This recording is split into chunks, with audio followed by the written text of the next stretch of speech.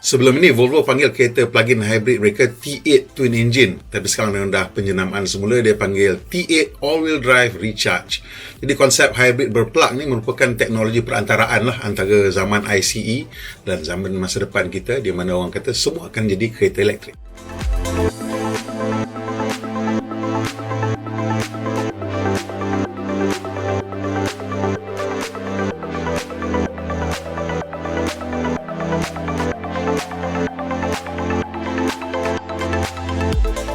Volvo sekarang sedang menikmati zaman kegemilangan dalam pelbagai aspek sebenarnya. Yang paling nyata ialah dari segi reka bentuk yang kini mekar dengan konsep kemas dan praktikal daripada Skandinavia. Jika kita ketepikan gimmick saya kira lampu Thor ni sebagai gimmick lah, dan juga penjenamaan dia, lencana-lencana itu sebagai gimmick, reka bentuk Volvo telah berjaya betul-betul memahami gaya jenama tersebut dari segi nisbah bentuk, proportion, kemasan sehinggalah perincian yang kelihatan cantik dan anggun tanpa menggunakan terlalu banyak kilauan. Dia tak menunjuk. Tapi sebelum saya teruskan video ni, boleh tolong saya sikit tak tekan butang like dan kongsi ke dengan kawan-kawan, dan juga kalau anda belum melanggani saluran kita, tolong tekan butang subscribe dan juga butang loceng supaya tak ketinggalan bila kita naik video baru. Sedan Volvo sekarang ni dah ada satu family look yang agak jelas lah, dengan reka bentuk bonet panjang, bumbung separah kupe dan boot pendek yang agak tinggi yang menghasilkan imbangan yang berat ke belakang sikit dan menghasilkan imej yang santai. Sekarang Volvo suka bermain dengan permukaan tepi. Kita nampak bahu yang sasa serta ruang roda yang besar dipenuhi dengan roda 19 inci dan tayar 235 berprofil rendah iaitu 40%. Ini menghasilkan kuda-kuda yang sasa dan kestabilan visual yang semakin senada dengan jenama Sweden ini, terutama sekali dalam reka bentuk sedan mereka. Antara ciri reka bentuk yang meningkatkan sasa bahu kereta ini ialah lekuk pada tingkap penumpang belakang yang membuka ruang untuk lipatan yang lebih jelas digunakan di atas roda belakang menjurus ke boot. This character line memang nampak macam urat untuk dadu bahu dia. Keseluruhan reka bentuk S60 ni dikira seimbang dan sedikit mungkin ke arah santai dengan cuitan gaya yang sporty dan bertenaga. Saya suka. Secara keseluruhan saya rasa reka bentuk S60 ni lebih berjaya daripada S90 kerana pada mata saya lah kemasan dan suruh lenggok gaya lebih sesuai dengan executive segment C dan tak begitu sesuai dengan executive size penuh segmen D. Dia macam tak cukup gah. Korang setuju ke tidak?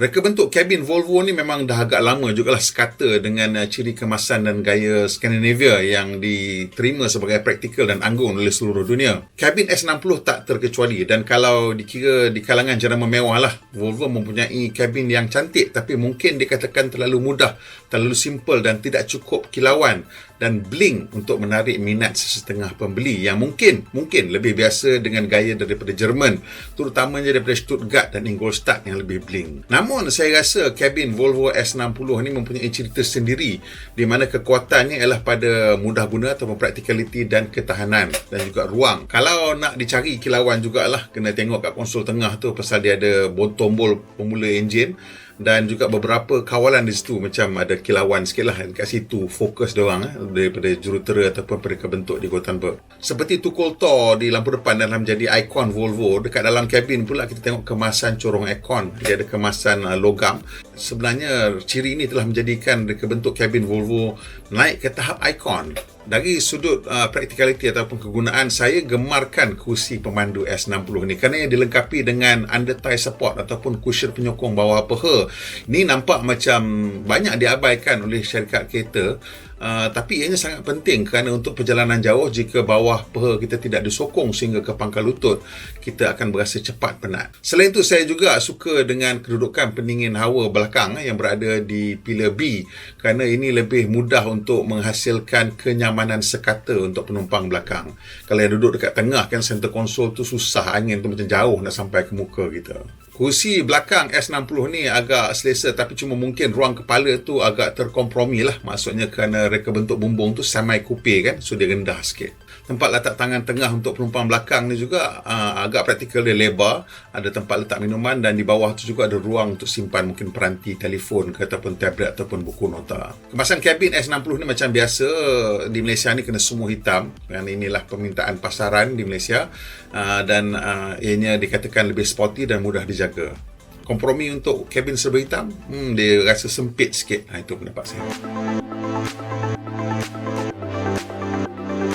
Untuk tujuan ujian kali ini, kami pergi melawat tempat bersejarah di Sabak Bernam dengan seorang pengkaji sejarah, saudara Razi Sapi'i, atau juga mungkin lebih dikenali sebagai Merah Silu. Jadi kalau awak nak tengok lawatan kita ke Sabak Bernam tu, kenapa dia namakan Sabak Bernam, dan ada beberapa lagi lah ciri menarik kat sana. Kita letakkan sedikit coretan perjalanan tu di penghujung video ni nanti. Kami juga memanjat ke laluan Genting Highlands untuk menduga keupayaan chassis jika dipandu pada laluan yang mencabar lah. Jadi tumpuan talaan chassis S60 ni ialah keselesaan, dan dari sudut ini ia agak berjaya lah kerana gabungan spring dan peredam boleh menyerap kebanyakan perbezaan permukaan dan lubang di jalan raya, terutama pada kelajuan sederhana.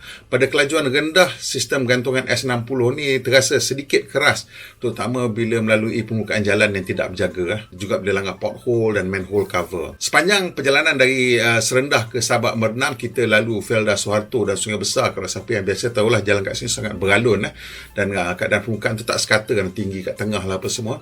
Tetapi tak ada masalah kepada S60 ni. Jalan ni juga banyak selekoh tajam, jadi kita boleh attack selekoh tajam tu dengan agak bertenaga. Yang pastinya kita kena brake lambat tak apa, tapi kena brake supaya kelajuan tu tak terlalu tinggi.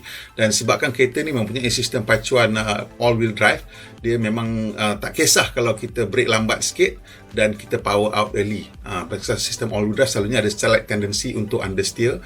Jadi kalau kita brake lambat, memang membantulah untuk menghalakan kereta masuk dengan lebih baik. Cuma masalahnya dengan Volvo S60 ni lah, dia punya steering tu kurang maklum balas. Jadi bila kereta tu tak ada maklum balas, kita sebagai pemandu tu nak kena meneka sikit lah apa yang sedang berlaku dekat roda dengan tayar tu. Dan itu kadang-kadang membuatkan kita berasa sedikit kurang keyakinan nak push dia ke maksimum. Tapi sebenarnya kalau kita tengok dari segi keperluan untuk sebuah kereta sedan eksekutif mewah macam ni, ianya lebih pada memadai lah dia punya pemanduan itu, tapi ia bukanlah yang terbaik dalam kelasnya. Pada kelajuan tinggi pula, S60 boleh mengekalkan kestabilan dengan baik, cuma ada sedikit rasa apungan bila merentasi permukaan yang beralun panjang. Ini sebenarnya tak menjadi masalah kerana kelajuan selesa model ini adalah jauh lebih tinggi daripada had kelajuan lebuh raya. Pada had kelajuan lebuh raya, kereta ni setup dia memang tak ada masalah, tak ada komplain langsung lah. Bila kita naik ke Genting Highlands pula, kita memang berasa kereta ni memang kita boleh push dengan agak bertenaga. Cuma untuk pastikan kereta tu bertenaga, awak kena charge bateri itu sepenuhnya dulu. Bila bateri dah penuh, baru cukup power ngam lah, maksimum power dia untuk kita betul-betul melenjan kereta ni. Dan sistem pacuan 4 roda memang selalunya akan membantu di laluan yang berselekoh. Tapi macam mana pun, seperti yang kita kata tadi, bila laluan berselekoh, elok brake, dapatkan kelajuan yang terbaik, rendah sikit daripada biasa, kemudian kita power out early. Dia all-wheel drive, dia lebih suka macam tu. Kami juga cuba nak tengoklah sama ada kita boleh dapat balik semua tenaga yang kita habiskan daripada bateri. Dengan turun balik memang bolehlah sebenarnya. Kita tak sampai turun balik ke Gombak pun bateri tu dah boleh penuh balik. Cuma bila kita bubur on maximum recharge macam tu, kita tak boleh pandu dengan laju sangatlah. Kita nak biar dia turun, ambil tenaga balik. Bila masuk bab keselamatan, saya terpaksa tabik pada Volvo kerana mereka melengkapkan model ini dengan segala teknologi keselamatan yang mereka ada lah. Sistem asas seperti brake anti kunci, kaluan kestabilan, brake kecemasan automatik, 6 beg udara, tali kelenda dengan sentapan keselamatan, dia ada macam auto reel in, dan struktur kabin yang sekukuh tu semuanya ada lah, dan memang kita expect ada pun. Dan lebih dari itu, ia dilengkapi dengan sistem layaran adaptif ataupun adaptive cruise control, serta sistem paparan maklumat di kaca depan ataupun head-up display. Head-up display ni memang agak berguna, terutamanya untuk kita pastikan kita punya kelajuan betul dan juga arah lah kalau kita menggunakan sistem navigation. Sistem layaran adaptif Volvo ni dilengkapi dengan ciri kawalan lorong. Dan ianya agak bagus dan mampu menurut hampir ke semua selekoh di lebuh raya. Kita tak payah kalut, dia akan ikut, boleh ikut. Kita kena pegang steering tapi dia boleh ikut. Ini sebenarnya sudah cukup untuk membantu kita bila kita mandu atas lebuh raya. Kadang-kadang kita atas lebuh raya lah kita spend banyak time berjam-jam, dan atas lebuh raya memang kita boring. So kereta ni bila dia boleh kekalkan kelajuan dan bantu kita dengan steering, at least lega lah sikit, kita kurang sikit penat lah. Apabila kita penat juga, dia akan membantu kita. Dan of course kereta-kereta ni bila kita dah penat, dia akan sedar kita penat. Mungkin kita punya input lebih erratic, dia akan menyalakan lampu, so kita rehat. Sistem layaran adaptif Volvo kali ini ialah tahap 2. Jadi maksudnya ialah berfungsi sampai berhenti, sampai stop start. Jadi ini sangat membantu apabila kita nak masuk KL. atau mana-mana kita ulang-alik kerja, jalan jam, kita hidupkan sistem adaptive cruise control, dia akan membantu mengurangkan sangat stres kita tu. Pasal bila kita nak ikut kereta depan ya, low speed ni, kadang-kadang kita rasa macam lama sangat jam tu. Sebenarnya saya pernah ukur kalau kita masuk redah jam daripada Sungai Besi Tol nak sampai ke Pekan Sungai Besi tu mungkin 15 minit. Kalau biasalah jam dia kadang teruk 20 minit. So 15-20 minit tu bunyi dia macam tak ada apa sangat. Tapi kalau kita nak kena memandu rasa macam berjam-jam. Tapi kalau kita biarkan kereta yang ambil alih dia punya kawalan kelajuan dan dia punya brake tu, dia tak rasa lama sangat. Kita boleh lebih relax, boleh dengar lagu ke, bersembang ke. It's a lot less stressful. Jadi saya sebenarnya terpaksa pujilah Volvo. Sebab Volvo ni dia dah lama membina imej selamat dan dia bukannya hanya ada pusat ujian canggih, ada macam-macam lah dia punya tagline. Dia kata nobody should be injured or die in a Volvo or caused by a Volvo. Tapi yang penting, yang lebih penting ni bukan sembang kosong. Dia bagi semua teknologi ni kepada kita.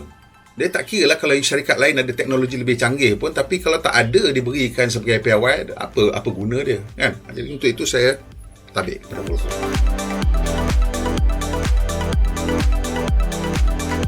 Dari segi prestasi untuk sistem hybrid plug-in ni, yang paling penting ialah ada bateri yang agak besar dan sistem pacuan ni memang berkuasa dan boleh menggandakan prestasi kenderaan tersebut. Dalam bentuk S60, sistem pacuan T8, sistem elektrik memacu ganda belakang tanpa memerlukan aci pemacu dari enjin. It's like a separate drive line langsung untuk belakang tu. Menurut Volvo, bateri 11.6 kWh ni boleh memacu kereta ni dengan kuasa elektrik sepenuhnya sehingga jarak 49 km. Enjin ICE dia pula ialah enjin turbo petrol 2 liter 4 silinder, boleh menjanakan 320 kuasa kuda dan 400 Nm torque. Dia memacu ganda depan melalui kotak gear 8 kelajuan daripada iSyn. Ganda belakang pula menerima pacuan dari motor 87 kW yang juga menjana 240 Nm torque. Jadi jumlah dia ialah 407 kuasa kuda dan 640 Nm torque. Satu angka yang agak hebat dan cukup untuk memacu kereta ni ke 100 km sejam dalam tempoh 4.4 saat dan kelajuan maksimal 250 km sejam. Tapi saya tak pasti, ada dengar kata untuk Volvo ni S60 ni ada certain batch dia akan ada speed limiter 180 km sejam. Tenaga untuk sistem hybrid datang daripada bateri lithium ion dan dia ada internal charger yang boleh mengecharge pada kadar maksimal 3.7 kW. Bila dipandu sebagai hybrid, maksudnya dengan bateri penuh, dengan menggunakan pemanduan eco dan kita sendiri memandu secara eco, kereta ni dikatakan boleh mencapai tahap penggunaan bahan api kurang daripada 3 liter untuk setiap 100 km. Satu angka yang sangat-sangat canggih. Tapi ini hanya boleh dicapai kalau bateri awak di-charge dengan penuh. Kalau tak charge penuh, memang tak akan dapat. Malah jika awak tak charge penuh, kereta ni mungkin dia punya kadar penggunaan bahan api dia lagi teruk daripada kereta biasa sebab dia kena tanggung berat bateri dengan berat motor. Jadi awak jangan jadikan motor dan bateri itu sebagai bebanan. Sebaliknya charge lah, dan supaya motor dan bateri itu menjadi pembantu. Yang sedikit sedihnya bila saya dapat kereta ni, wakil Volvo cakap kereta ni baru saja di charge penuh. Memang dia masa tu kat sebelah charger pun. Tapi bila kita dah start dah bawa, saya tengok perasan kenapa dia punya battery charging state dia macam only partially charge kan, tak charge penuh. Tak apalah, saya balik rumah, saya try nak charge pun tak boleh nak charge. Tak kenapalah, apa silap saya ke apa, saya tak tahu, mungkin protokol tak betul, saya tak ikut. Tapi kereta tu tak boleh charge. Jadi maksudnya masa dia di tangan saya, dia punya angka penggunaan bahan api tu tak cantik lah, sebab saya terpaksa memaksa enjin tu. So dia charge bateri sebagai sehingga maksimum semasa kita memandu. Jadi of course masa tu dia punya fuel consumption tinggi lah. Dan lepas habis dia dah charge penuh, saya pula bawa laju kan. Jadi dia punya kadar penggunaan dia lebih kurang 8 lebih lah liter untuk 100 km. Tak cantik lah.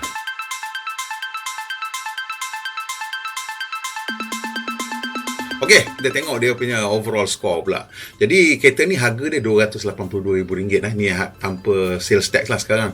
Ini bukan calang-calang. Dia punya pesaing dia adalah BMW 330i plug-in hybrid ataupun Mercedes-Benz C300 AMG line. Jadi masalahnya image Volvo ni dia tak kurang bersinar di mata pembeli premium. Tapi kalau awak memilih S60, kelebihan yang jelas yang anda dapat ialah daripada segi saiz kereta. Pasalnya besar sikit daripada C-Class dan juga 3 Series, dan juga anda dapat teknologi keselamatan yang lebih daripada kereta-kereta ni pada harga tersebut. Fikirkanlah dan pilihlah yang mana yang bertahta di hati. Pada saya, satu lagi kelebihan Volvo S60 all-wheel drive twin engine ni ialah ia merupakan sebuah kereta stealth. Setelahnya orang tak sangkanya kita mantap macam Volvo kan. Orang tak kacau kita bila kita memandu, dan bila kita nak, kita boleh menikmati prestasi sebuah sport sedan bila-bila masa, dan juga penjimatan hebat kalau kita mengecas bateri dan memandu secara eco. Kalau pemanduan ulang-alik kerja awak kurang daripada 50 km dan anda ada pengecas dia pejabat, anda mungkin tak payah isi minyak kereta ni lebih daripada sekali sebulan. Ada yang mungkin lebih daripada tu pun tak isi minyak. Sebenarnya sistem plug-in hybrid dengan jarak tempuh lebih kurang 50 km dah boleh membagi kita merasa macam mana nak hidup dengan kenderaan elektrik dah, terutamanya dari segi kos penjimatan dan kos bahan api. Sekarang ni Volvo punya new plug-in hybrid, dia punya bateri kapasiti dia ditingkatkan ke lebih kurang 18 kWh dan boleh memandu hampir ke 100 km, 90 km dengan pacuan elektrik sepenuhnya. Jadi saya juga rasa plug-in hybrid ni adalah kenderaan yang terbaiklah dalam tempoh perubahan kita daripada ICE ke electric vehicle yang sedang berlaku di seluruh dunia ni. Di Malaysia perubahan ni nampak macam perlahan, tetapi saya rasa memilih model hybrid ataupun plug-in hybrid bukan saja satu pilihan yang bijak dari segi penjimatan bahan api, tapi juga mungkin ia boleh menjaga nilai belian kita. Bila nak jual nanti mungkin harganya boleh lebih bertahan dengan model ICE sepenuhnya, sebab minda orang sekarang dah nampak EV. Dia dah mula nampak EV. Kalau dulu tak, sekarang dah ada berubah sedikit. Okey, apa kata kita tengok skor pula. Pada saya reka bentuk kereta ni memang handsome, 7.5. Dari segi kabin reka bentuk pun memang handsome, 7.5.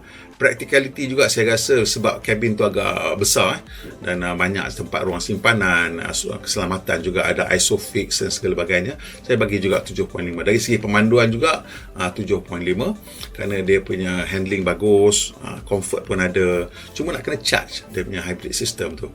In terms of value for money, saya letak dia 7.0 dia. Jadi rendah sikit sebab bila kita tengok dengan dia punya pesaing-pesaing ni lah, harga lebih kurang sama, dia punya image tu adalah lebih gah.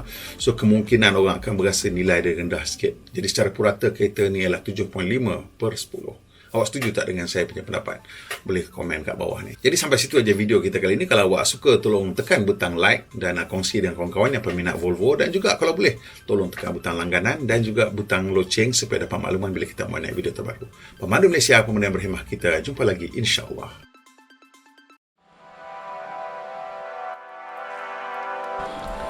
Okey, Assalamualaikum. Kita sekarang berada di tempat bernama Pulau Ganda Suli. Nama tempat ni Pulau Ganda Suli, tapi dia bukan pulau.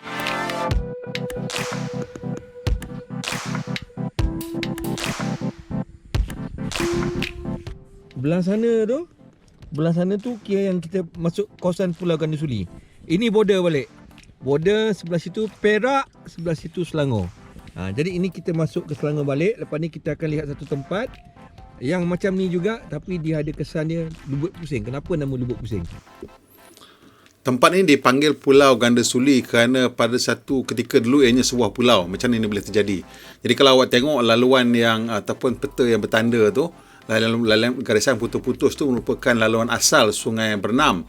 Jadi untuk memendekkan laluan kapal dan tongkang, pihak kerajaan Perak masa tu telah memendekkan laluan tersebut dan kerana dengan menebuklah sungai tu.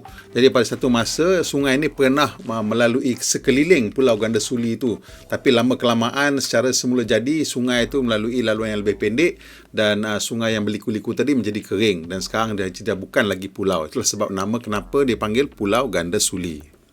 Kita Okey, dekat situ tu dia buat macam petak kan, petak tu lah kotak. Lalu tu air macam ni kan, air daripada berbuih sampai sekarang.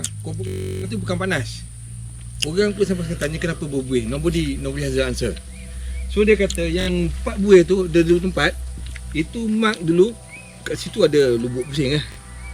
Lubuk pusing ni yang katanya dulu kapal sampan lalu dia tarik. So ramai orang terkorban lah kan. Lepas tarik, bila orang jumpa keluar dekat Selat Melaka, which kalau tengok peta sekarang is probably more than 10 km away . So dia orang kata ada macam buah bawah tanah ke apa. So ceritanya later datang seorang ni nama Syekh Mazuki. Syekh Mazuki ni katanya rombongan 6 orang 6 orang sahabat berenam. Tu ceritanya yang membawa pada nama sahabat berenam. Kalau kita pergi kat Sabak Benam, dekat dia punya plug, dekat tepi ada satu kawasan taman tu ada cerita dia. So among it is this Syekh Marzuki, dia orang alim, datang daripada belah Sumatera. That time not given, tapi I suspect sebenarnya bila tengok-tengok ada kata cucu dia apa generation, I suspect probably either late 18 something or early 19 something. Kan? Dia kata cerita dia bila orang minta dia doa, so dia doa lah. So bila dia doa, dia kata this area jadi daratan. Aku pun tak ingat lah sama ada tu daratan atau overtime ke apa, tapi itu cerita yang legend dia. Sedangkan at the same time ada cerita yang logik dia macam cerita tadi lah. Memang ada government effort tu apa, cut dia punya river punya path supaya ni apa nama potong, lepas tu area tu jadi pulau, lepas tu bila dia sungai di tempat yang dia tutup yang belah ni so lama-lama dia part jadi paya, jadilah di kawasan. Logik juga kalau dia underwater cavern kan, pasal duk berbuih lagi kan, ada udara kat bawah kan. Itulah. So kalau macam ni aku cakap kau tengok macam ni kau takut gotor kan. Aku last time pergi tu bulan 5 banjir sikit. Okey. Aku lalu tapi aku buat last sekali sampai satu tempat aku nak balik, aku terjelepuk, tenggelam sampai sini. Aku buat shooting, aku bangun, aku cakap, "Ui, kalau aku silap jalan tan tenggelam aku tak tahu kan." Kau tengok macam ni pun nampak semacam kan. Tapi inilah, ini sungai ni dulu. Ni sungai Bernam ni. Sungai Benam. This part aku start from there, kurang-kurangnya sampai pokok tu memang.